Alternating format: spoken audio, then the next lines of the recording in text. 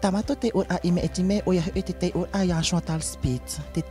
Te tumu pro te ora o ia hui la ke, tamato I huri narto te reo te ti te whar ira.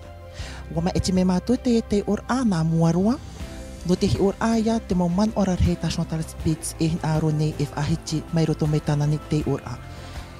Yamato I te ona muarua te ora a Chantal Spitz e ere roa tu te mea ohie no te whahe ura I te man o a Chantal Spitz narto I te patar a I te ho e hoa.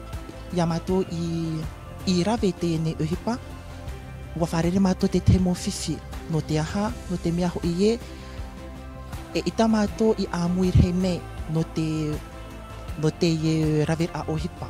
E ere roa tu te mea ohie te fifi e tamato I wharere no te mea te roto te wahe te I te iorato I tarawa, wahe ani I oria no reira, ai tamato I rave amui, wa ravera mato te pēnoa mato ti rave me I tawa ohipa ne. Te rara e ere te fifi no mato no te mea te ane mato no tamato ne pia. Te raya te prota u enen he pro atu non e tamato raver a ohipa in e te patar o te hoa, te atu atir a te hoa e te or a Chantal Spitz. Maruru.